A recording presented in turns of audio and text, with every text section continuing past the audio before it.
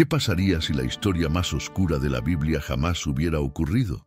¿Y si Sodoma no fuera más que una invención, un mito creado para infundir miedo?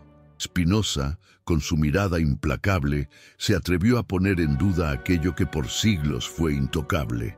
En esta narración, el velo se rasga, las cenizas se convierten en símbolo y la verdad emerge donde antes reinaba el dogma. Parte 1. El aire del siglo XVII en Ámsterdam cargaba el peso de las revoluciones. No solo las de los cañones y las espadas, sino aquellas más silenciosas y devastadoras.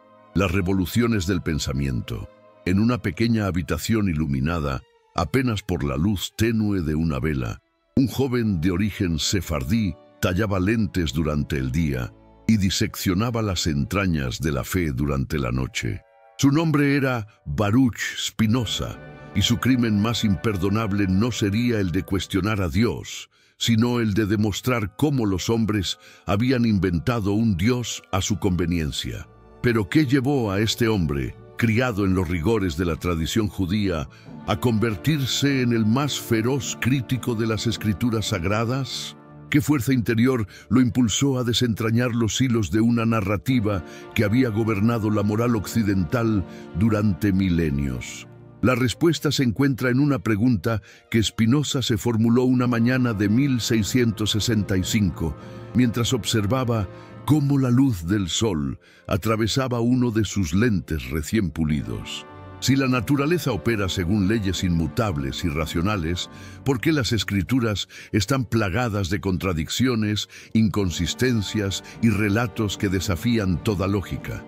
Esa pregunta lo condujo a examinar uno de los pilares más sólidos del terror religioso, la historia de Sodoma y Gomorra. Durante generaciones, esta narración había servido como el látigo perfecto para mantener a los creyentes en línea, el espantajo ideal para justificar persecuciones, discriminaciones y el control absoluto sobre la sexualidad humana. Pero Spinoza, armado con las herramientas de la razón y el análisis textual, comenzó a detectar fisuras en este relato aparentemente incuestionable. El filósofo holandés no se conformaba con aceptar las interpretaciones tradicionales. Su método era diferente, revolucionario para su época.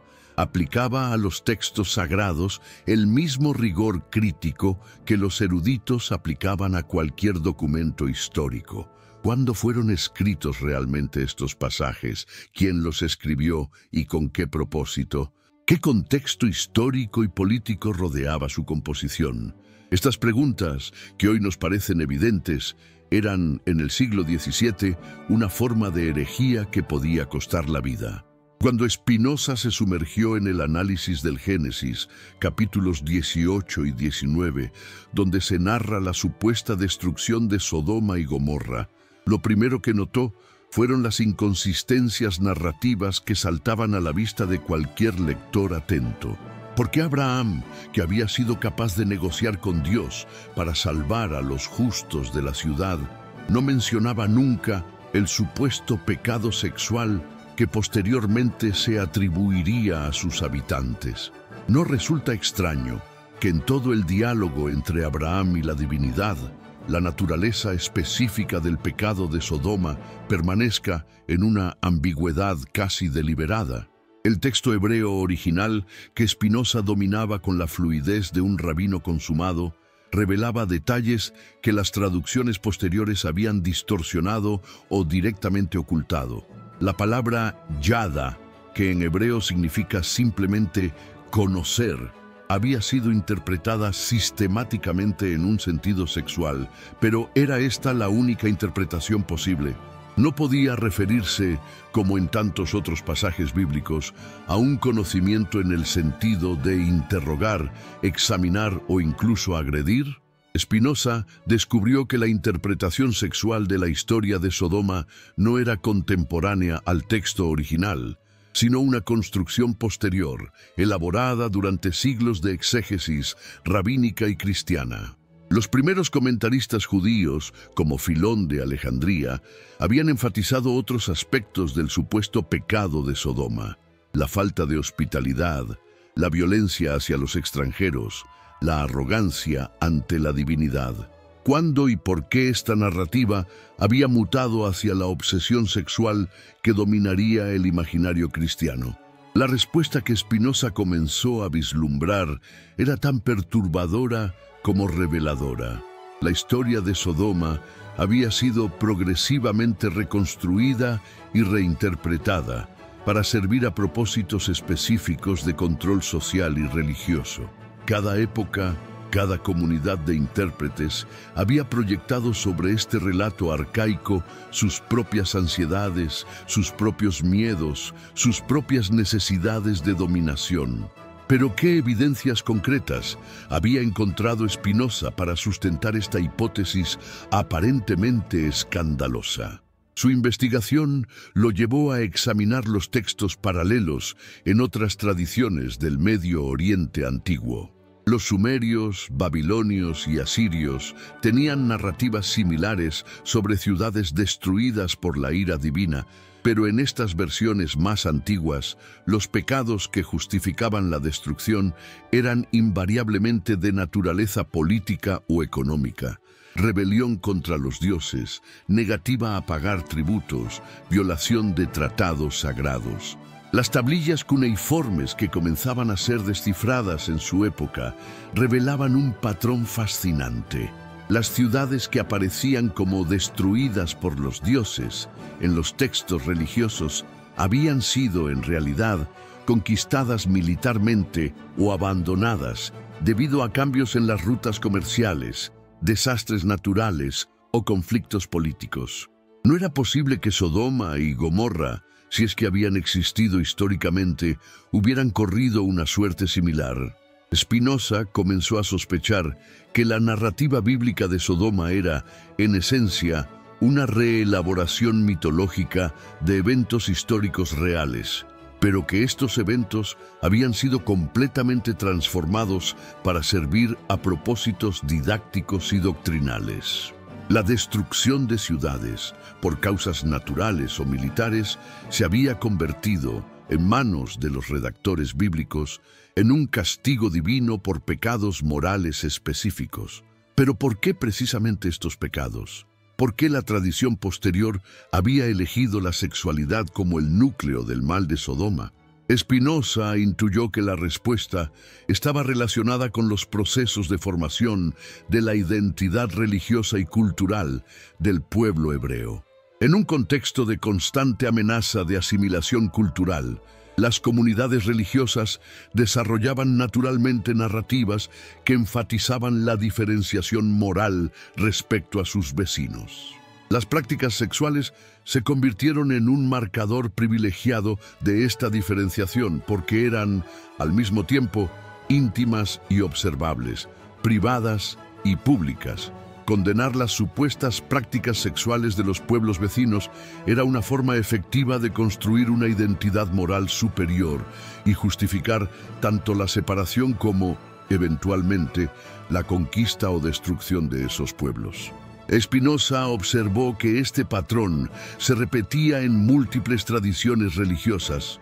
Los pueblos elegidos siempre caracterizaban a sus enemigos como sexual y moralmente degenerados, mientras que ellos mismos se presentaban como puros y virtuosos. No era esto exactamente lo que había ocurrido con la narrativa de Sodoma, pero el filósofo holandés fue más allá en su análisis. Si la historia de Sodoma había sido construida con propósitos ideológicos específicos, ¿cuáles eran las consecuencias concretas de esta construcción?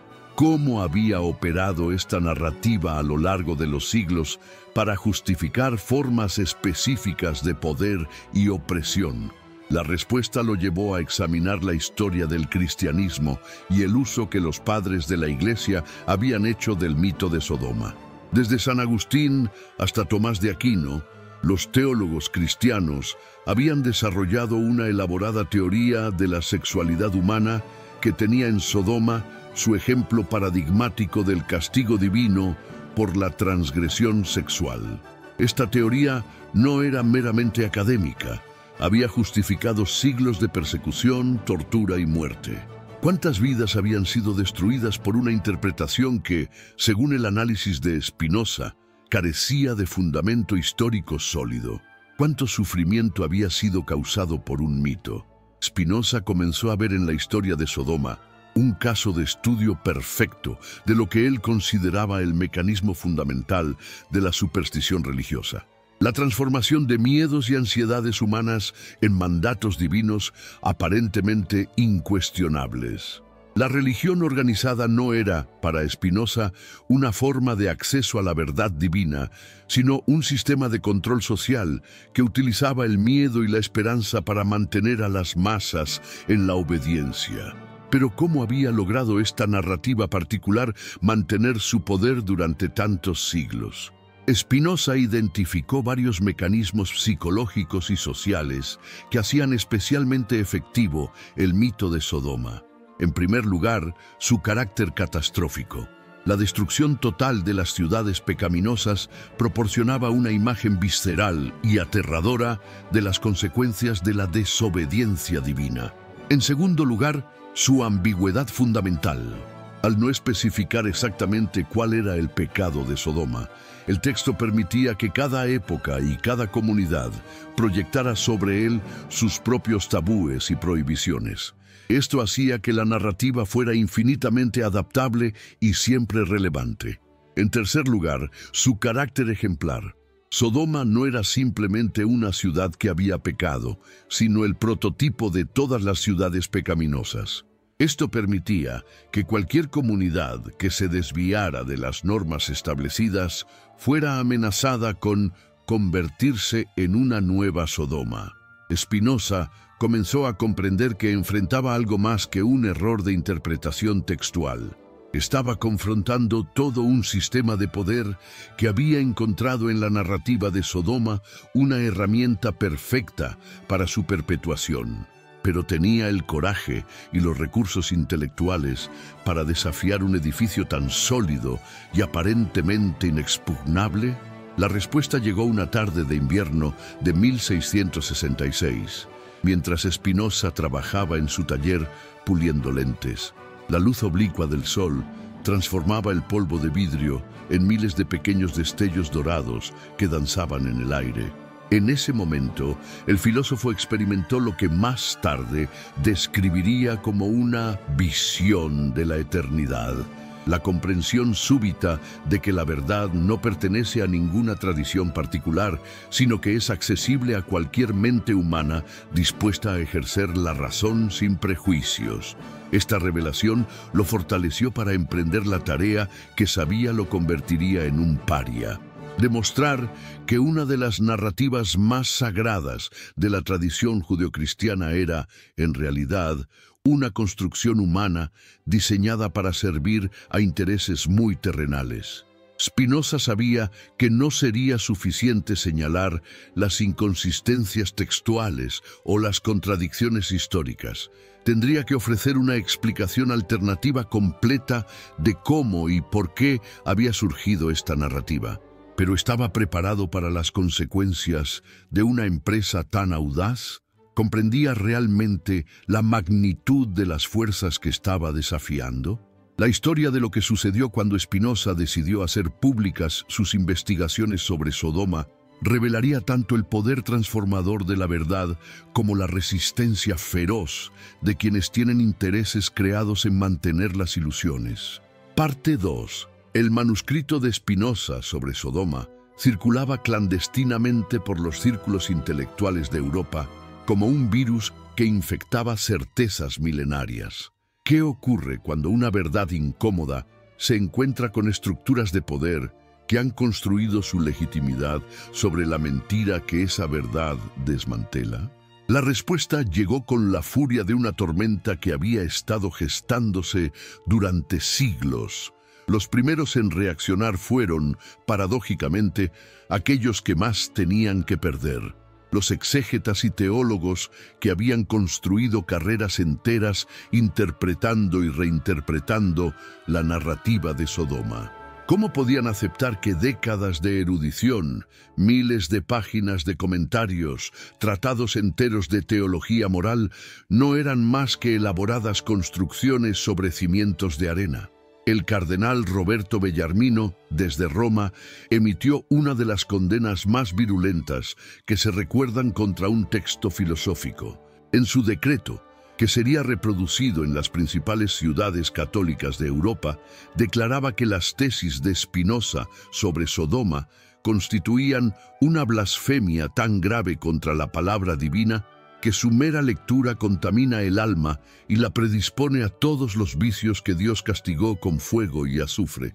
¿Pero qué había descubierto exactamente Spinoza que provocaba una reacción tan extrema?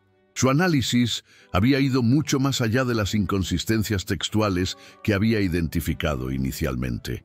El filósofo había desarrollado lo que él llamaba una genealogía de la interpretación, un método que permitía rastrear cómo las interpretaciones de un texto evolucionaban en función de las necesidades políticas y sociales de cada época. Aplicando este método a la historia de Sodoma, Spinoza había descubierto un patrón fascinante. Cada vez que las autoridades religiosas necesitaban justificar una nueva forma de control sobre la sexualidad humana, la interpretación del pecado de Sodoma se expandía para incluir precisamente aquellas prácticas que querían prohibir. Durante los primeros siglos del cristianismo, cuando la Iglesia luchaba por diferenciarse de las religiones paganas que celebraban la sexualidad, la interpretación de Sodoma se centró en condenar cualquier forma de placer sexual no reproductivo. ¿Casualidad? Spinoza demostró que no. Los documentos de la época revelaban una estrategia consciente de utilizar el terror ante el castigo divino para imponer un nuevo modelo de comportamiento sexual. Siglos más tarde, durante las Cruzadas, cuando la Iglesia necesitaba demonizar al Islam y justificar la Guerra Santa, aparecieron nuevas interpretaciones que identificaban a Sodoma con las prácticas supuestamente degeneradas de los sarracenos. Otra casualidad. Los textos que Spinoza había examinado en los archivos vaticanos mostraban claramente la manipulación deliberada de la narrativa bíblica para servir a propósitos bélicos. Durante la Inquisición española, cuando la pureza de sangre se convirtió en obsesión nacional, los inquisidores desarrollaron una interpretación de Sodoma que justificaba la persecución de judíos y musulmanes conversos, acusados de mantener en secreto las prácticas sodomíticas de sus antiguos correligionarios. Pero ¿cómo había logrado Spinoza acceder a documentos tan comprometedores? La respuesta revelaba otra dimensión de su genio. El filósofo había establecido una red de correspondencia con eruditos, bibliotecarios y archivistas de toda Europa que, movidos por la curiosidad intelectual, le proporcionaban acceso a materiales que oficialmente estaban prohibidos o restringidos. Entre sus corresponsales más valiosos se encontraba el padre Athanasius Kircher, un jesuita alemán que trabajaba en el Colegio Romano y que, pese a su ortodoxia religiosa, sentía una fascinación genuina por los métodos críticos de Spinoza. Kircher había proporcionado al filósofo holandés copias de documentos que demostraban cómo los papas medievales habían ordenado deliberadamente modificar las traducciones bíblicas para enfatizar los aspectos más terroríficos del castigo de Sodoma. Una de estas modificaciones era particularmente reveladora. En las versiones más antiguas de la Vulgata latina, la destrucción de Sodoma era descrita en términos relativamente neutros, como un evento catastrófico pero sin énfasis especial en su carácter ejemplar. Sin embargo, las versiones posteriores, preparadas por orden de papas como Gregorio Númedo, añadían frases que no existían en el original hebreo, frases diseñadas para maximizar el impacto psicológico del castigo divino. Pero ¿qué motivaba a estos pontífices a alterar textos sagrados? Spinoza encontró la respuesta en los archivos secretos del Vaticano, a los que tuvo acceso gracias a un bibliotecario que admiraba su trabajo sobre óptica. Los documentos revelaban que las modificaciones coincidían siempre con crisis de autoridad papal.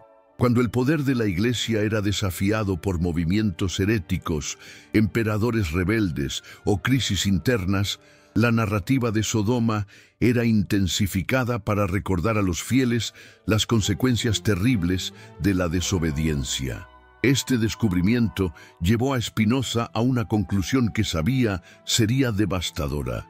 La narrativa de Sodoma no era simplemente una interpretación errónea de un texto antiguo, sino el producto de una manipulación sistemática y deliberada, llevada a cabo durante siglos por quienes ostentaban el poder religioso.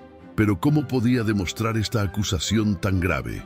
Spinoza desarrolló lo que él llamaba el método arqueológico. Así como los arqueólogos reconstruyen civilizaciones perdidas examinando las capas sucesivas de sedimentos, él reconstruyó las capas sucesivas de interpretación que se habían acumulado sobre el texto original de la historia de Sodoma. La primera capa, la más antigua, correspondía al texto hebreo original, que Spinoza dató aproximadamente en el siglo VI a.C. En esta versión primitiva, la destrucción de Sodoma era apenas un episodio más en la narración de los viajes de Abraham, sin énfasis particular en la naturaleza de los pecados que habían motivado el castigo divino. La segunda capa correspondía a las primeras traducciones griegas y latinas, realizadas entre los siglos XIII a.C. y II después de Cristo. En estas versiones comenzaban a aparecer interpretaciones que enfatizaban la naturaleza sexual de los pecados de Sodoma, pero aún de manera relativamente moderada. La tercera capa, la más gruesa y elaborada, correspondía a los comentarios de los padres de la Iglesia y los teólogos medievales, desde San Agustín hasta Santo Tomás de Aquino. Era en esta capa donde la narrativa de Sodoma adquiría su forma definitiva como instrumento de control sexual y social. La cuarta y última capa correspondía a las interpretaciones modernas, desde la Reforma protestante hasta su propia época. Spinoza observó que, lejos de purificar la interpretación, eliminando las añadiduras medievales, tanto católicos como protestantes habían intensificado aún más el carácter terrorífico de la narrativa de Sodoma. ¿Qué revelaba este análisis estratigráfico? Que la evolución de la interpretación de Sodoma no había sido natural ni espontánea, sino dirigida conscientemente por quienes tenían interés en utilizar el miedo religioso como herramienta de dominación. Pero Spinoza fue más allá. No se contentó con demostrar la manipulación histórica de la narrativa, sino que se propuso explicar por qué esta manipulación había sido tan efectiva. ¿Qué mecanismos psicológicos hacían que las masas aceptaran una narrativa tan obviamente construida para aterrorizarlas? La respuesta la encontró en lo que él denominaba la dialéctica del miedo y la esperanza. Los seres humanos, enfrentados a la incertidumbre fundamental de la existencia, desarrollan una tendencia natural a buscar explicaciones que les proporcionen la ilusión de control sobre su destino. La religión organizada aprovecha esta tendencia ofreciendo un sistema aparentemente coherente de recompensas y castigos que permite a los individuos creer que pueden influir sobre su suerte eterna mediante su comportamiento temporal. La narrativa de Sodoma era particularmente efectiva porque combinaba varios elementos psicológicamente poderosos: el miedo al castigo, la destrucción total, la especificidad del pecado, prácticas sexuales concretas que cualquiera podía evitar, y la esperanza de salvación, la posibilidad de escapar al destino de Sodoma, manteniéndose dentro de los límites establecidos por la autoridad religiosa. Pero ¿por qué la sexualidad se había convertido en el foco privilegiado de este mecanismo de control? Spinoza identificó varias razones convergentes. En primer lugar, la sexualidad es una dimensión de la experiencia humana que es, simultáneamente, universal e íntima. Todos los seres humanos la experimentan, pero cada uno la vive de manera privada y personal. En segundo lugar, la sexualidad está naturalmente rodeada de ambigüedad y ansiedad. A diferencia de otras necesidades humanas básicas como el alimento o el refugio, cuya satisfacción es relativamente directa, la sexualidad implica relaciones complejas con otros seres humanos, carga emocional intensa y consecuencias que van mucho más allá del acto sexual mismo. En tercer lugar, la regulación de la sexualidad permite a las autoridades religiosas penetrar en la esfera más íntima de la vida humana, estableciendo un control que va mucho más allá de los comportamientos públicos y se extiende hasta los pensamientos y deseos más privados. Finalmente, Spinoza observó que la sexualidad tiene una dimensión inherentemente transgresiva. Incluso dentro de los límites considerados legítimos por cualquier sociedad, el acto sexual implica una suspensión temporal de las normas sociales ordinarias, una entrega a impulsos que escapan al control racional. Esta dimensión transgresiva natural hacía que fuera relativamente fácil presentar cualquier forma de sexualidad como potencialmente peligrosa y necesitada de regulación estricta. Pero ¿qué consecuencias concretas había tenido esta manipulación de la narrativa de Sodoma a lo largo de la historia? Spinoza comenzó a recopilar lo que él llamaba el archivo del sufrimiento: testimonios, documentos judiciales, crónicas históricas que documentaban el daño real causado por una interpretación que él consideraba fundamentalmente falsa. Los números eran abrumadores. Solo en España, durante los 300 años de actividad de la Inquisición, al menos 50.000 personas habían sido procesadas por supuestos crímenes contra natura relacionados con la interpretación del pecado de Sodoma.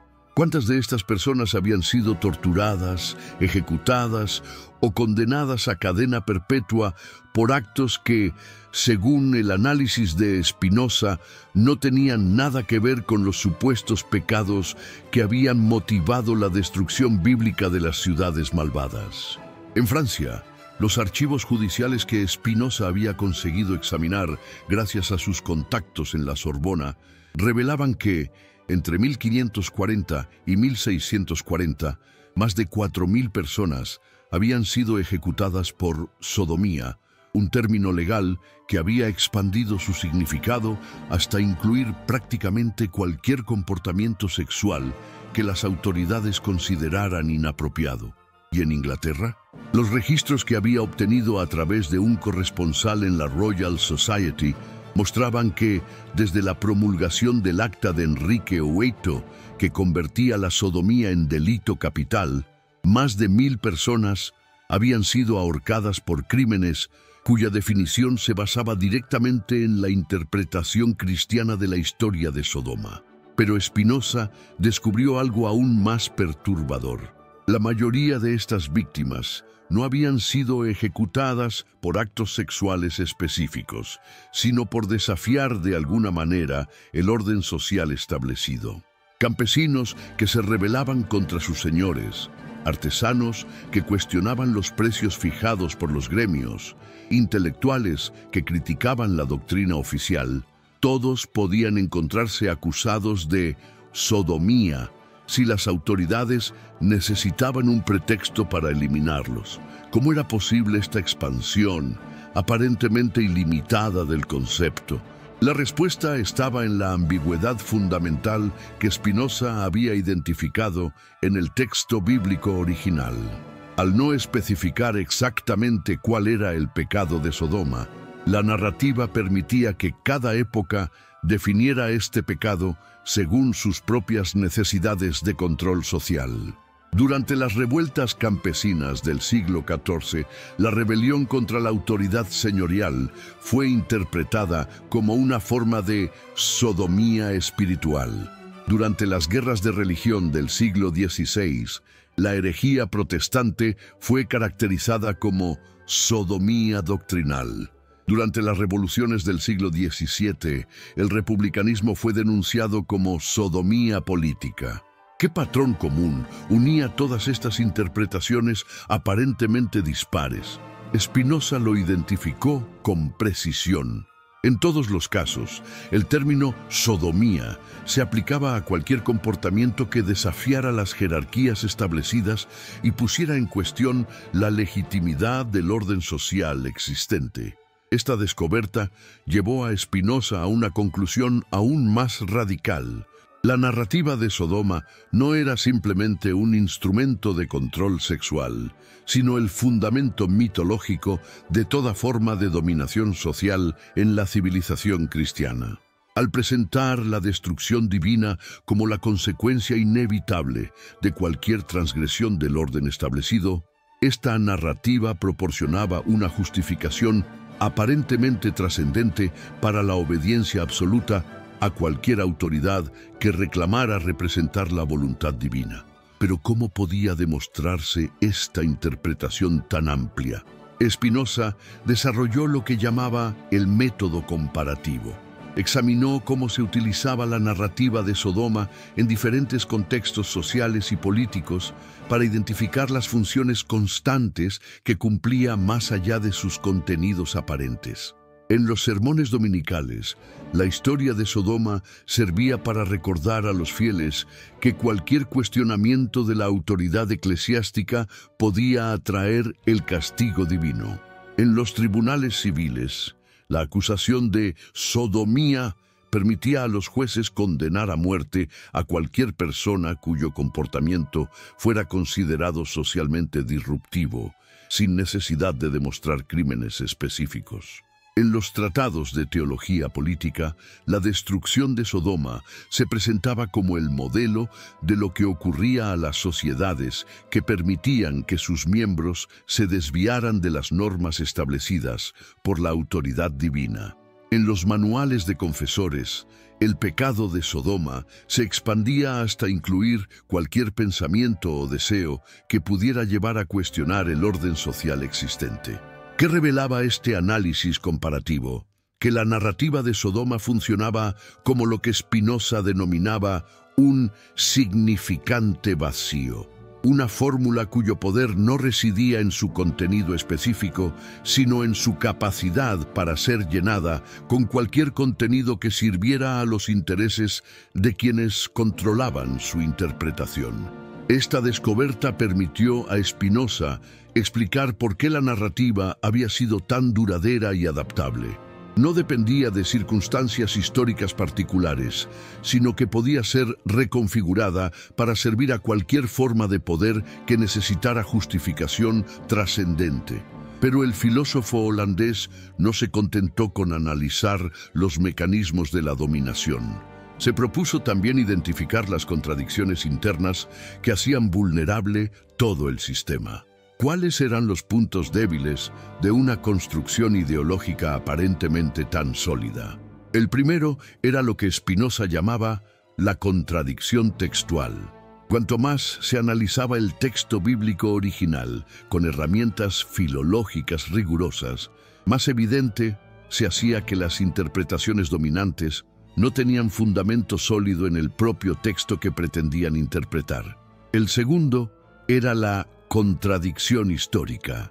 Cuanto más se investigaba el contexto histórico real en el que habían surgido los textos bíblicos, más claro resultaba que respondían a circunstancias específicas muy diferentes de aquellas en las que posteriormente habían sido utilizados. El tercero era la contradicción psicológica. Cuanto más se estudiaban los efectos reales de las interpretaciones dominantes sobre la vida humana, más evidente se hacía que producían exactamente lo contrario de lo que pretendían producir.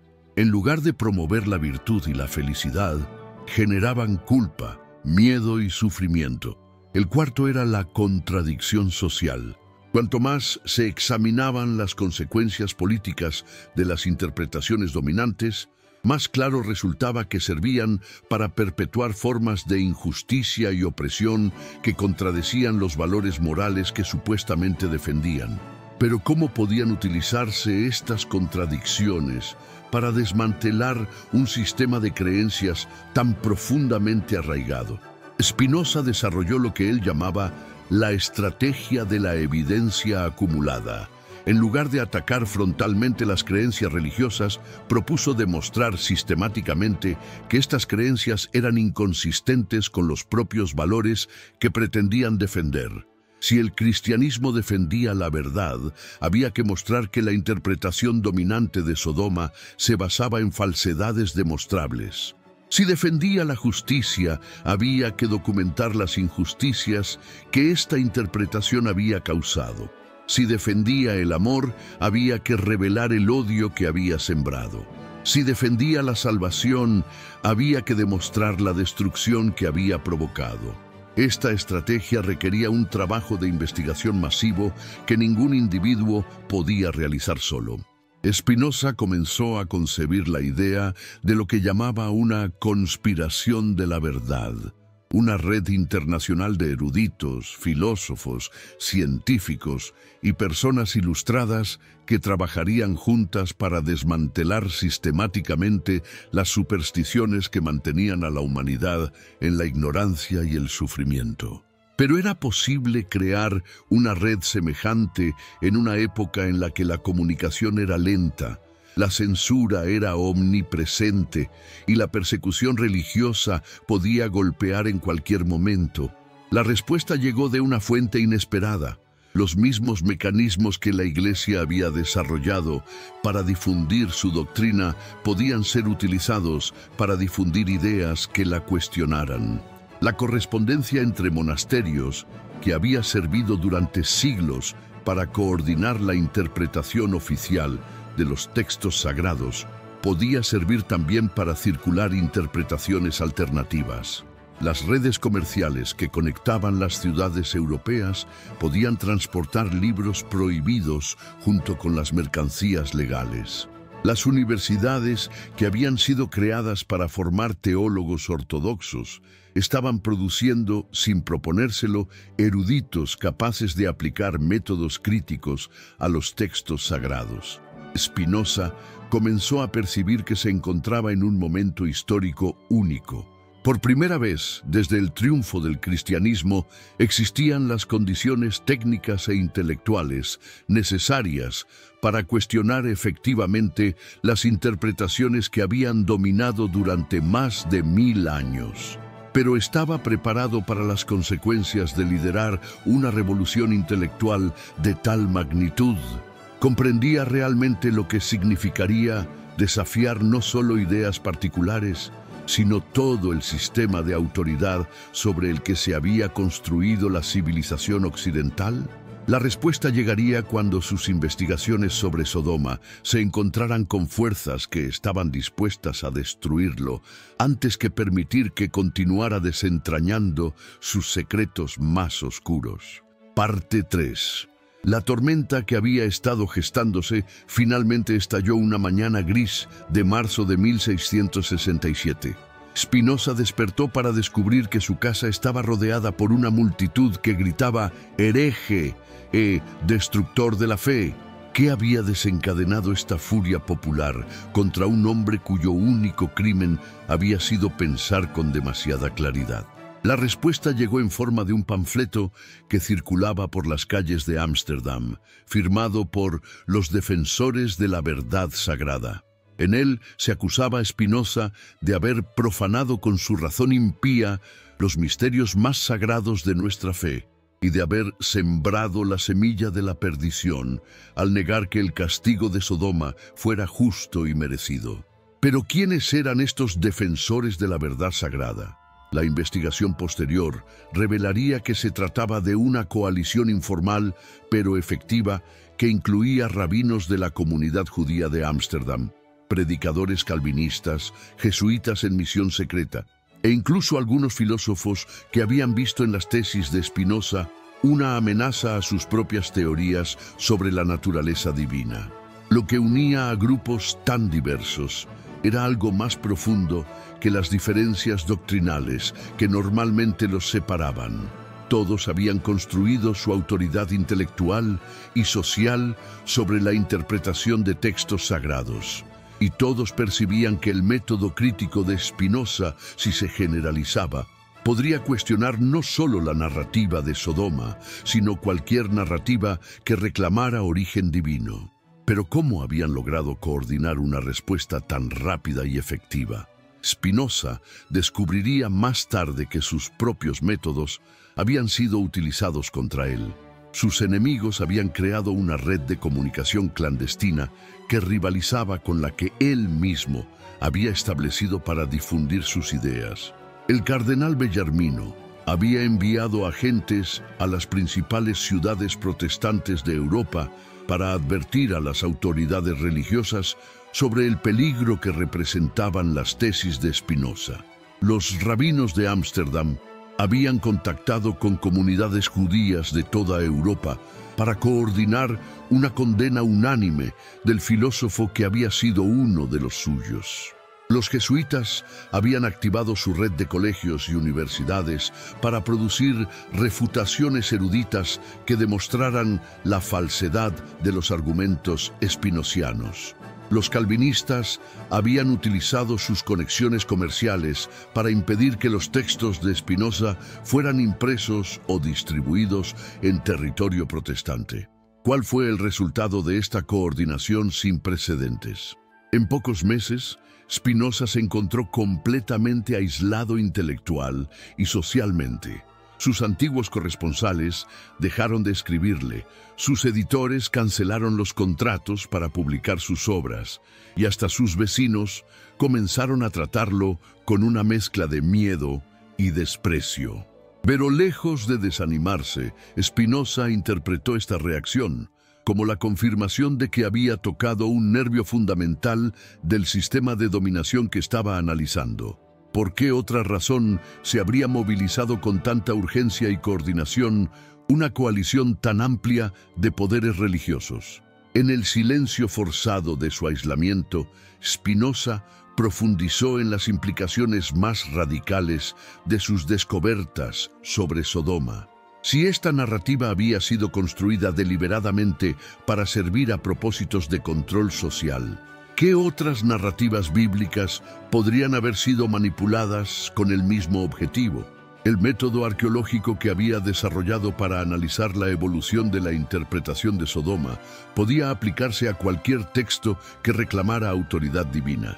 ¿Qué revelaría si se aplicara sistemáticamente a todo el corpus de las Escrituras sagradas?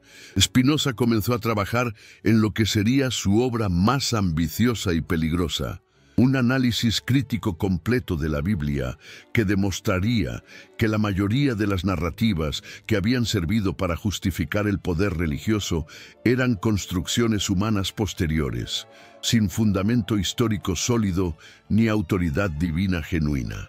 Pero ¿cómo podía un hombre solo, aislado y perseguido, emprender una tarea de tal magnitud? La respuesta vino de una fuente inesperada. La propia persecución había comenzado a generar una reacción de simpatía entre intelectuales que, sin compartir necesariamente las tesis de Spinoza, consideraban que tenía derecho a expresar sus ideas sin ser amenazado de muerte. El físico Christian Huygens fue el primero en romper el cerco de silencio que rodeaba a Spinoza. En una carta que se haría famosa, escribió: «Aunque no comparto las conclusiones del señor Spinoza sobre las Escrituras sagradas, considero que sus métodos de análisis son tan rigurosos como los que aplicamos al estudio de la naturaleza física. Si permitimos que el miedo religioso impida la aplicación de la razón a cualquier dominio de la realidad, pronto nos encontraremos de vuelta en la Edad Media». ¿Qué efecto tuvo esta defensa pública de un científico tan respetado? Otros intelectuales comenzaron a seguir el ejemplo de Huygens. El matemático Gottfried Leibniz, aunque crítico de algunas tesis espinocianas, defendió públicamente el derecho del filósofo holandés a investigar sin restricciones. El político Johan de Witt utilizó su influencia para proteger a Spinoza de la persecución legal directa. Gradualmente, se fue formando lo que Spinoza había soñado: una red internacional de pensadores unidos, no por la adhesión a dogmas particulares, sino por el compromiso común con la búsqueda de la verdad mediante el ejercicio libre de la razón. Esta red operaba de manera muy diferente a las organizaciones religiosas tradicionales. No tenía jerarquías formales, ni credos obligatorios, ni autoridades incuestionables. Su único principio organizador era el acuerdo sobre la necesidad de someter todas las afirmaciones, incluidas las propias, al escrutinio racional y a la verificación empírica, que permitió que esta red funcionara efectivamente pese a la persecución. Spinoza identificó varios factores. En primer lugar, la propia persecución había demostrado que las autoridades religiosas temían más la aplicación de métodos racionales a las escrituras sagradas que cualquier herejía doctrinal particular. En segundo lugar, el desarrollo de nuevas tecnologías de comunicación e impresión había hecho mucho más difícil controlar la circulación de ideas. Un libro prohibido en España podía ser impreso en Holanda. Un manuscrito censurado en Francia podía circular en Alemania. Una tesis condenada por los católicos podía ser defendida por los protestantes. En tercer lugar, el crecimiento del comercio internacional había creado una clase de comerciantes y banqueros que, aunque no necesariamente interesados en cuestiones teológicas, valoraban la estabilidad y la tolerancia por encima de la ortodoxia religiosa. Finalmente, las propias universidades estaban produciendo una generación de eruditos cuya formación los capacitaba para aplicar métodos críticos rigurosos, pero que al mismo tiempo los hacía escépticos ante las afirmaciones de autoridad que no podían ser racionalmente justificadas. ¿Cuál fue el resultado de la convergencia de todos estos factores? En menos de una década, las ideas de Spinoza sobre Sodoma y más generalmente sobre la necesidad de aplicar métodos críticos a los textos sagrados se habían extendido por toda Europa culta. Pero el impacto no se limitó a los círculos intelectuales. Las implicaciones prácticas de demostrar que la narrativa de Sodoma era una construcción artificial comenzaron a manifestarse en cambios legales y sociales concretos. En Holanda, los tribunales comenzaron a exigir evidencias más sólidas antes de condenar a alguien por sodomía, reconociendo implícitamente que las definiciones tradicionales de este crimen eran demasiado vagas y susceptibles de manipulación. En Inglaterra, algunos parlamentarios comenzaron a cuestionar las leyes que convertían en delito capital comportamientos que no causaban daño evidente a terceros, citando explícitamente los análisis de Spinoza sobre la construcción artificial de los tabúes sexuales. En Francia, los filósofos de la Ilustración adoptaron y desarrollaron los métodos críticos spinocianos, aplicándolos no solo a las escrituras sagradas, sino a todas las formas de autoridad tradicional. ¿Qué reacción provocaron estos cambios en las autoridades religiosas? Lejos de moderar su oposición, la intensificaron.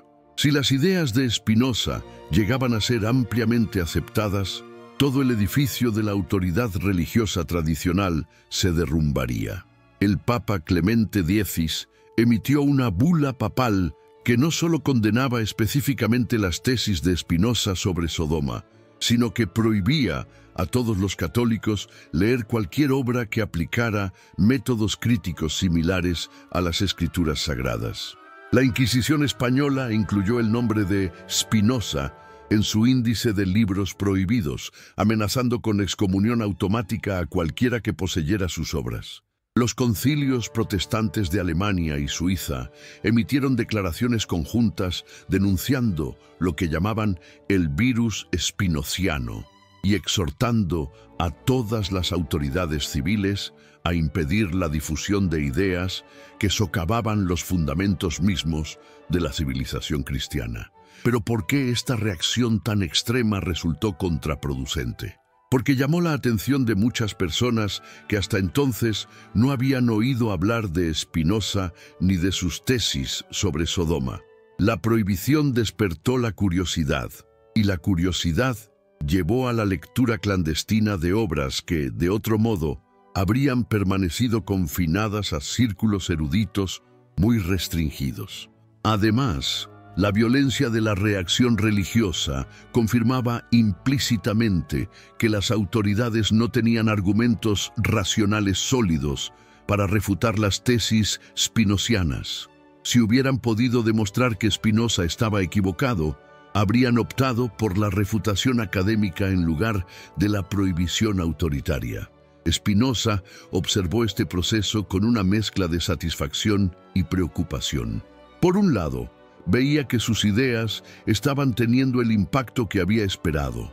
Estaban obligando a las personas a cuestionar creencias que habían aceptado sin examen crítico. Por otro lado, temía que la polarización extrema pudiera llevar a una reacción violenta que destruyera no solo a él personalmente, sino todo el movimiento intelectual que había contribuido a crear. ¿Cómo podía evitarse esta polarización destructiva? Spinoza desarrolló lo que él llamaba la estrategia de la moderación radical. En lugar de atacar frontalmente las creencias religiosas, propuso demostrar que los métodos críticos que él había desarrollado eran compatibles con una religiosidad auténtica, purificada de supersticiones y manipulaciones. La religión verdadera, argumentaba Spinoza, no tenía nada que temer de la aplicación de la razón a los textos sagrados. Solo las formas corruptas de religión, que utilizaban el miedo y la ignorancia para mantener su poder, se oponían al examen racional de sus fundamentos. ¿Qué efecto tuvo esta estrategia? Comenzó a crear divisiones dentro de las propias instituciones religiosas. Algunos teólogos, especialmente los más jóvenes y mejor formados, comenzaron a admitir privadamente que muchas de las críticas spinozianas eran válidas y que la Iglesia saldría fortalecida si adoptara métodos más rigurosos de interpretación textual.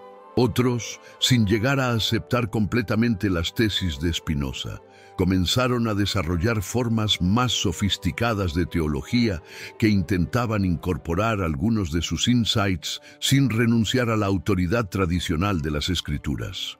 Incluso entre los jerarcas más conservadores, comenzó a extenderse la convicción de que era necesario responder a Spinoza con argumentos racionales en lugar de limitarse a condenarlo autoritariamente. El resultado fue el surgimiento de lo que los historiadores posteriores llamarían la controversia spinoziana, un debate intelectual que se extendió durante décadas y que transformó profundamente la cultura europea. ¿Cuáles fueron las consecuencias a largo plazo de esta controversia? La más importante fue la emergencia de lo que podría llamarse el principio de la crítica racional. La idea de que ninguna afirmación, por más sagrada que se considere, está exenta del escrutinio racional. Este principio se extendió gradualmente desde el dominio de la interpretación bíblica hacia todos los ámbitos del conocimiento y la vida social. Si las escrituras sagradas podían ser analizadas críticamente, ¿por qué no también las leyes civiles, las costumbres sociales, las teorías científicas, las formas de gobierno? La revolución intelectual que había comenzado con el análisis spinoziano de la narrativa de Sodoma se convirtió así en el fundamento de lo que conocemos como la Ilustración Europea, un movimiento cultural que transformó no solo las ideas, sino las instituciones y las formas de vida de toda una civilización. Pero, ¿qué le ocurrió personalmente a Spinoza durante este proceso? El filósofo vivió lo suficiente para ver que sus ideas habían desencadenado transformaciones que iban mucho más allá de lo que había imaginado inicialmente. En sus últimos años, recibía cartas de pensadores de toda Europa que le agradecían por haber abierto el camino hacia una comprensión más racional y humana de la religión. Al mismo tiempo, nunca dejó de ser consciente del precio personal que había pagado por su búsqueda de la verdad. Murió en 1677, a los 44 años, aislado de su comunidad de origen y considerado hereje por la mayoría de sus contemporáneos. ¿Valió la pena este sacrificio? La pregunta que Spinoza se había formulado décadas antes, cuando comenzó a dudar de la narrativa de Sodoma, había evolucionado hacia una reflexión más amplia sobre el sentido y el valor de la búsqueda filosófica de la verdad. Su respuesta, formulada en las últimas páginas de su diario personal, ha llegado hasta nosotros como testimonio de una vida dedicada completamente al ideal de la comprensión racional. He vivido para demostrar que los seres humanos pueden liberarse de las cadenas del miedo y la superstición mediante el ejercicio valiente de la razón. Si mi ejemplo sirve para que otros continúen este camino, mi vida habrá tenido sentido, aunque haya transcurrido en la soledad y la persecución. ¿Qué lecciones podemos extraer hoy de la extraordinaria aventura intelectual de Spinoza? La primera es que las narrativas que parecen más sólidas e incuestionables son a menudo las más vulnerables al análisis racional cuidadoso. La historia de Sodoma había dominado la imaginación occidental durante más de 1000 años, pero bastó que un hombre decidiera examinarla sin prejuicios para revelar su carácter artificial y manipulador. La segunda lección es que la búsqueda de la verdad requiere no solo inteligencia y método, sino también coraje moral. Spinoza sabía que sus investigaciones lo convertirían en un paria, pero consideró que la liberación de la humanidad de sus ilusiones destructivas justificaba cualquier sacrificio personal. La tercera lección es que las ideas verdaderas tienen una fuerza propia que las hace casi imposibles de suprimir una vez que han sido formuladas claramente. Por más que las autoridades religiosas y políticas intentaron destruir las tesis spinozianas, éstas siguieron circulando, evolucionando y transformando la cultura europea. La cuarta y quizás más importante lección es que la crítica racional de las creencias establecidas no conduce necesariamente al nihilismo o la desesperación, sino que puede abrir el camino hacia formas más auténticas y liberadoras de espiritualidad y vida comunitaria. ¿Qué relevancia tiene todo esto para nuestro tiempo? Vivimos en una época en la que nuevas formas de fundamentalismo religioso y ideológico utilizan narrativas aparentemente sagradas e incuestionables para justificar la intolerancia, la discriminación y la violencia. El ejemplo de Spinoza nos recuerda que siempre es posible y necesario someter estas narrativas al escrutinio racional, sin importar cuán antigua sea su autoridad o cuán poderosos sean quienes las defienden. La historia de cómo un joven tallador de lentes logró desmantelar uno de los mitos más duraderos de la civilización occidental es también la historia de cómo la razón humana, ejercida con rigor y coraje, puede liberarnos de las ilusiones que nos mantienen prisioneros de nuestros propios miedos. ¿No es acaso esta la tarea más urgente de nuestro tiempo? Aplicar el mismo espíritu crítico que Spinoza aplicó a la narrativa de Sodoma, a todas las narrativas que utilizan el miedo religioso, étnico o ideológico para justificar la dominación de unos seres humanos sobre otros. La respuesta a esta pregunta determinará si la revolución intelectual, que comenzó en una modesta habitación de Ámsterdam hace más de 3 siglos, continuará avanzando hacia la liberación definitiva de la humanidad, o si, por el contrario, Permitiremos que nuevas formas de superstición y fanatismo nos devuelvan a la oscuridad de la que Spinoza y sus seguidores lograron rescatarnos. En última instancia, cada uno de nosotros debe decidir si tendrá el coraje de seguir el ejemplo spinociano. El coraje de pensar sin prejuicios, de cuestionar sin miedo, de buscar la verdad, aunque esta búsqueda nos lleve por caminos solitarios y peligrosos. Porque solo mediante este ejercicio valiente de la razón podremos construir un mundo en el que los seres humanos no necesiten vivir aterrorizados por mitos inventados para controlarlos, sino que puedan desarrollar plenamente su potencial de sabiduría, compasión y felicidad. Perdón por la confusión. Tienes razón, necesitas que continúe específicamente con la parte 3. Como una sección separada. Aquí está, parte 3. La madrugada del 15 de febrero de 1670 encontró a Spinoza despierto en su modesto estudio, no por insomnio, sino por una revelación que había estado gestándose durante meses de reflexión silenciosa. ¿Qué ocurre cuando un hombre comprende que ha tocado no solo un error de interpretación, sino la raíz misma de un sistema de dominación que se extiende por toda la civilización occidental? ¿Cómo procede quien descubre que su búsqueda de la verdad sobre un pasaje bíblico ha desencadenado una revolución que transformará para siempre la relación entre la humanidad y lo sagrado? El filósofo contempló por la ventana el paisaje nevado de Ravensburg, donde había buscado refugio después de que la tormenta de controversias había hecho imposible su permanencia en Ámsterdam. En esa quietud invernal, Spinoza comprendió que había llegado el momento de llevar sus descubrimientos sobre Sodoma hasta sus últimas consecuencias, sin importar el precio personal que pudiera pagar. Los meses de aislamiento forzado habían sido, paradójicamente, los más productivos de su vida intelectual. Liberado de las presiones sociales y las expectativas académicas, había podido dedicarse completamente a elaborar lo que consideraba su legado más importante.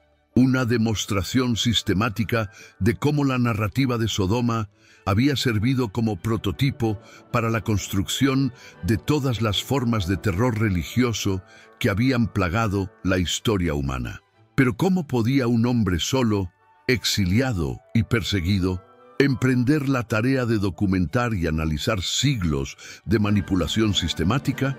La respuesta llegó cuando Spinoza comprendió que no estaba realmente solo. Alrededor de Europa, una red invisible pero real de pensadores había comenzado a aplicar sus métodos críticos a sus propias investigaciones, creando sin proponérselo una revolución intelectual descentralizada pero coordinada. Desde París, el joven Voltaire le escribía cartas entusiastas describiendo cómo había aplicado el análisis spinociano a otras narrativas bíblicas, descubriendo patrones similares de manipulación e inconsistencia. Desde Londres, John Locke compartía sus reflexiones sobre cómo los métodos desarrollados para analizar textos sagrados podían aplicarse también al estudio de las instituciones políticas y sociales. Desde Berlín, Gottfried Leibniz, pese a sus diferencias filosóficas con Spinoza, reconocía que el enfoque crítico del holandés había abierto nuevas posibilidades para comprender la relación entre razón y fe. Desde Nápoles, Giambattista Vico exploraba las implicaciones del descubrimiento spinociano para entender cómo se forman y evolucionan las culturas humanas. ¿Qué había hecho posible esta convergencia intelectual sin precedentes? Spinoza identificó varios factores que habían creado, por primera vez en la historia occidental, las condiciones para una crítica sistemática de los fundamentos religiosos de la autoridad tradicional. El primero era tecnológico. La difusión de la imprenta había hecho mucho más difícil controlar la circulación de ideas. Un libro prohibido en un país podía ser impreso en otro y circular clandestinamente por toda Europa. Las cartas personales, multiplicadas mediante copias manuscritas, creaban redes de comunicación que escapaban al control de las autoridades religiosas y políticas. El segundo era económico. El crecimiento del comercio internacional había creado una clase de comerciantes, banqueros y artesanos prósperos que valoraban la estabilidad y la tolerancia por encima de la ortodoxia religiosa. Estos grupos tenían interés en apoyar formas de pensamiento que cuestionaran las restricciones tradicionales y promovieran la libertad de investigación y expresión. El tercero era educativo. Las universidades, creadas originalmente para formar teólogos ortodoxos, estaban produciendo inadvertidamente una generación de eruditos cuya formación los capacitaba para aplicar métodos críticos rigurosos a cualquier texto, incluidos los textos sagrados. El cuarto era político. Las guerras de religión que habían devastado Europa durante el siglo anterior habían demostrado las consecuencias destructivas del fanatismo religioso, creando un clima favorable hacia formas más moderadas y racionales de religiosidad. Pero ¿cómo había logrado la investigación específica de Spinoza sobre Sodoma catalizar todas estas tendencias dispersas en un movimiento intelectual coherente? La respuesta residía en la naturaleza paradigmática del caso que había elegido analizar. La narrativa de Sodoma no era simplemente una historia bíblica entre muchas otras. Era la piedra angular de todo el edificio de la moral sexual cristiana.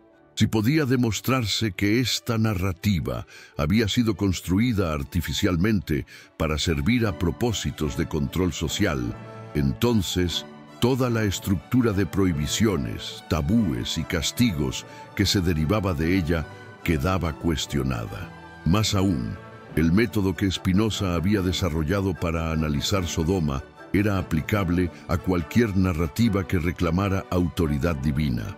La arqueología de la interpretación que había desplegado para rastrear las capas sucesivas de significado que se habían acumulado sobre el texto original podía utilizarse para examinar cualquier doctrina religiosa.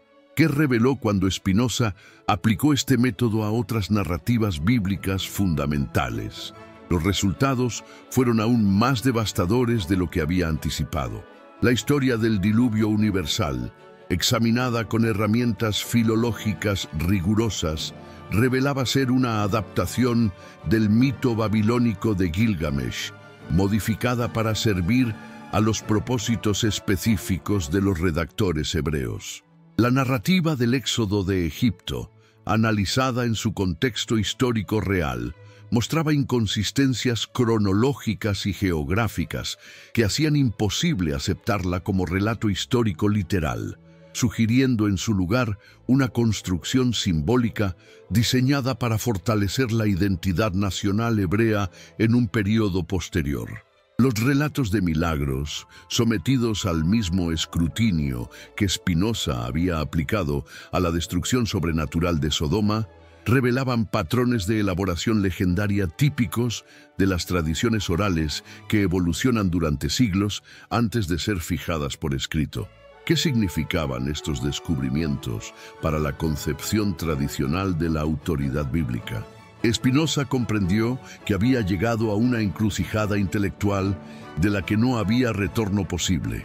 O bien sus análisis eran fundamentalmente erróneos, en cuyo caso debía abandonar toda su empresa crítica, o bien eran válidos, en cuyo caso las implicaciones eran revolucionarias.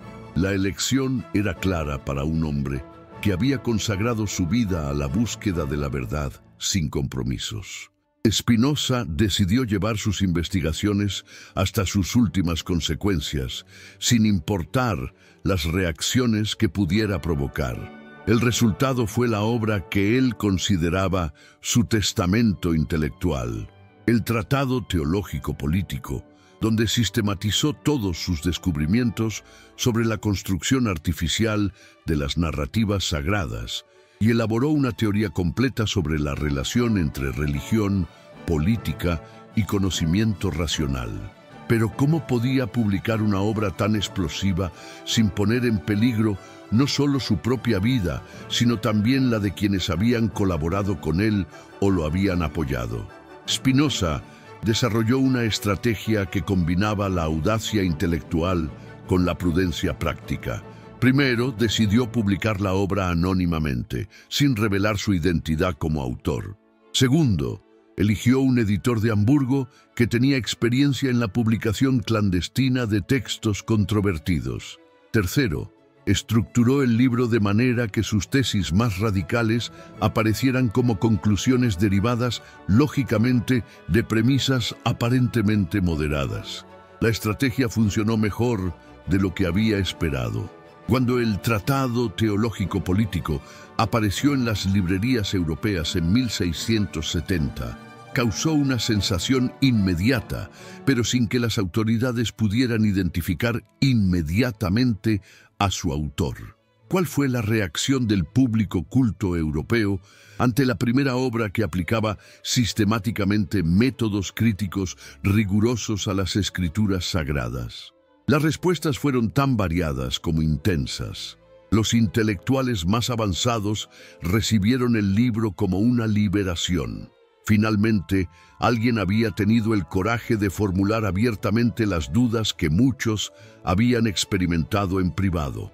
Los teólogos conservadores reaccionaron con horror, pero también con la incómoda percepción de que no podían refutar fácilmente los argumentos del autor anónimo. Sus métodos eran demasiado rigurosos, su erudición demasiado sólida, sus conclusiones demasiado bien fundamentadas para ser desestimadas mediante condenas autoritarias. Los políticos ilustrados comenzaron a percibir las implicaciones de las tesis spinozianas para la organización de las sociedades modernas. Si las narrativas religiosas tradicionales habían sido construidas para servir a propósitos de control social, ¿sobre qué bases debía organizarse la autoridad política en las sociedades que aspiraban a la racionalidad? ¿Pero qué ocurrió cuando finalmente se descubrió la identidad del autor? La revelación llegó de manera inevitable. Demasiadas personas conocían el estilo intelectual distintivo de Spinoza. Demasiados habían sido testigos de sus investigaciones sobre Sodoma. Demasiados podían reconocer en el tratado el desarrollo sistemático de ideas que habían escuchado de labios del filósofo holandés. Cuando la identidad de Spinoza como autor del Tratado Teológico Político se hizo pública, la tormenta que había estado gestándose durante años finalmente estalló con toda su furia. Las autoridades religiosas de toda Europa coordinaron una campaña de condena sin precedentes. El libro fue incluido en todos los índices de libros prohibidos. Su posesión fue convertida en delito grave y se ofreció una recompensa considerable por información que llevara a la captura de su autor. Pero ¿cómo reaccionó Spinoza ante esta persecución sistemática? Con una serenidad que asombró incluso a sus amigos más cercanos. En lugar de huir o esconderse, continuó trabajando en su modesto refugio de Rindsburg, puliendo lentes durante el día y elaborando durante la noche las implicaciones más profundas de sus descubrimientos sobre la naturaleza artificial de las narrativas sagradas. Esta serenidad no era producto de la indiferencia o la resignación, sino de una comprensión filosófica profunda de lo que había logrado. Spinoza sabía que había demostrado algo que cambiaría para siempre la relación de la humanidad con lo sagrado, que los seres humanos eran capaces de liberarse de las ilusiones que los mantenían prisioneros del miedo mediante el ejercicio valiente de la razón. ¿Qué significaba esta liberación en términos concretos? No la destrucción de toda forma de espiritualidad, como sostenían sus críticos, sino la posibilidad de acceder a formas más auténticas y liberadoras de experiencia religiosa.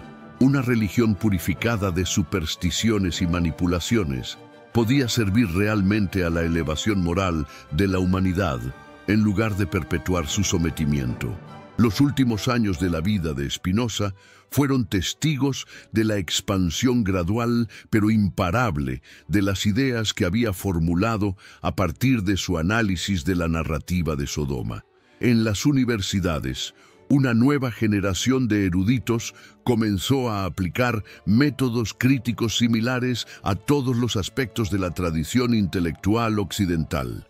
En los salones ilustrados, las conversaciones giraban cada vez más en torno a las implicaciones de la demostración spinoziana de que las autoridades tradicionales no eran tan sólidas como habían pretendido. En las cortes europeas, algunos monarcas comenzaron a percibir que su legitimidad podía beneficiarse más de la promoción de la racionalidad que del mantenimiento de la ortodoxia religiosa.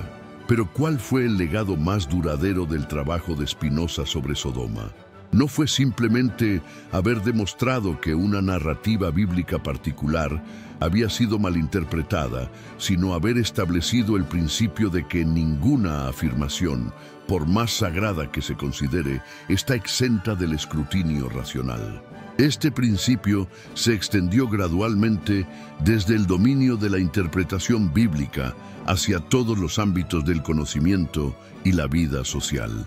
La revolución intelectual que había comenzado con el análisis de unas pocas páginas del Génesis se convirtió en el fundamento de lo que conocemos como la modernidad occidental, una forma de civilización basada en la primacía de la razón sobre la autoridad tradicional.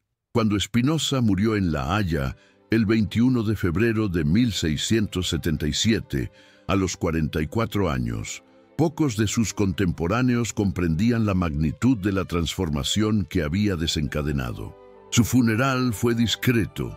Asistieron apenas una docena de amigos y muchos de los presentes temían que su asociación con el filósofo hereje pudiera comprometerlos ante las autoridades. Pero ¿qué ocurrió en las décadas siguientes? Las ideas de Spinoza, lejos de desaparecer con su muerte, comenzaron a propagarse de manera exponencial. Los métodos críticos que había desarrollado fueron adoptados y refinados por pensadores de toda Europa. Sus descubrimientos sobre la construcción artificial de las narrativas sagradas se convirtieron en el fundamento de la crítica bíblica moderna. Los filósofos de la Ilustración francesa, Voltaire, Diderot, d'Holbach, reconocieron explícitamente su deuda con Spinoza y desarrollaron sus insights hasta crear una crítica sistemática de todas las formas de autoridad tradicional. Los pensadores alemanes, Lessing, Herder, Kant, incorporaron las lecciones spinozianas sobre la relación entre razón y fe en elaboradas síntesis filosóficas que transformaron la cultura europea. Los científicos de la revolución científica encontraron en el ejemplo de Spinoza la inspiración para aplicar métodos empíricos rigurosos al estudio de la naturaleza, liberándose de las restricciones impuestas por la cosmología religiosa tradicional. ¿Qué habría ocurrido si Spinoza no hubiera tenido el coraje de cuestionar la narrativa de Sodoma? Es imposible saberlo con certeza, pero podemos intuir que el desarrollo de la racionalidad occidental habría sido mucho más lento y difícil. Al demostrar que era posible aplicar métodos críticos a los textos más sagrados sin que se desplomara la civilización, Spinoza abrió el camino para la crítica racional de todas las formas de autoridad infundada.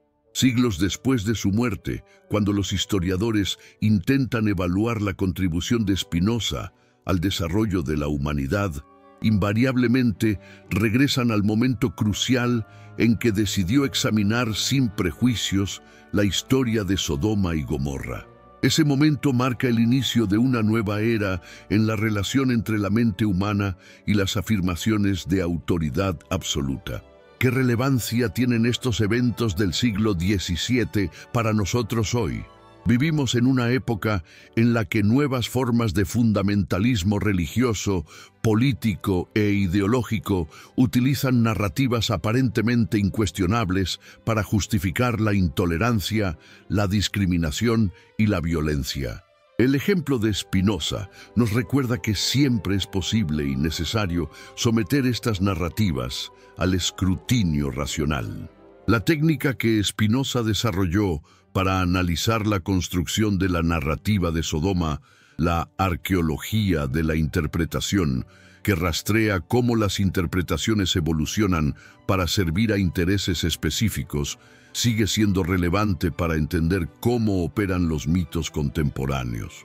¿Cuántas de nuestras certezas actuales resistirían un análisis spinoziano riguroso?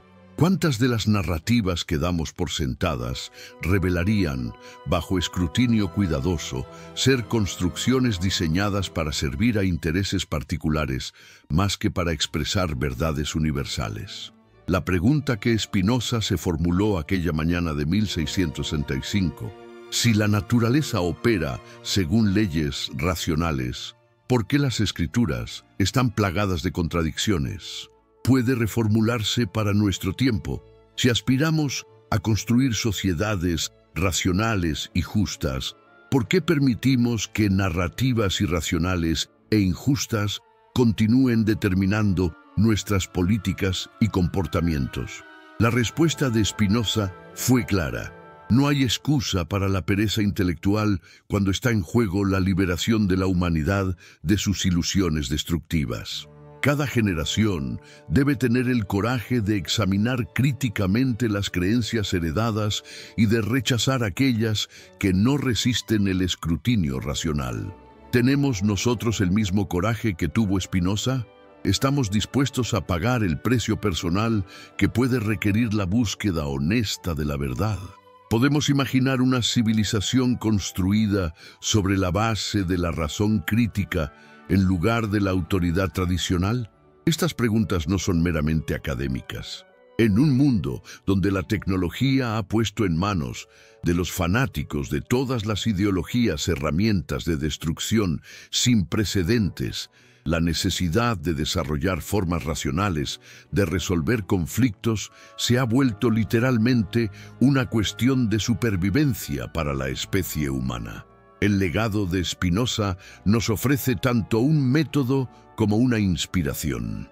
El método es la aplicación sistemática de la crítica racional a todas las afirmaciones de verdad absoluta. La inspiración es el ejemplo de un hombre que prefirió la verdad incómoda a la mentira consoladora, el aislamiento heroico a la integración cómplice, la liberación auténtica a la seguridad ilusoria. Continuará la revolución intelectual que comenzó cuando Spinoza decidió examinar críticamente la narrativa de Sodoma. La respuesta depende de si las generaciones actuales y futuras tendrán el coraje de seguir su ejemplo, el coraje de pensar sin restricciones, de cuestionar sin miedo, de buscar la verdad, aunque esta búsqueda nos lleve por caminos solitarios y peligrosos. Porque solo mediante este ejercicio valiente de la razón podremos construir un mundo donde las narrativas que gobiernan nuestras vidas sean elegidas conscientemente por su valor para promover la felicidad y el florecimiento humano, no impuestas mediante el terror y mantenidas mediante la ignorancia. La historia de cómo un tallador de lentes judío del siglo XVII logró desmantelar uno de los pilares del terror religioso occidental es, en última instancia, la historia de las posibilidades ilimitadas de la mente humana cuando se libera de las cadenas de la superstición y se dedica completamente a la búsqueda de la verdad. ¿Será esta también nuestra historia?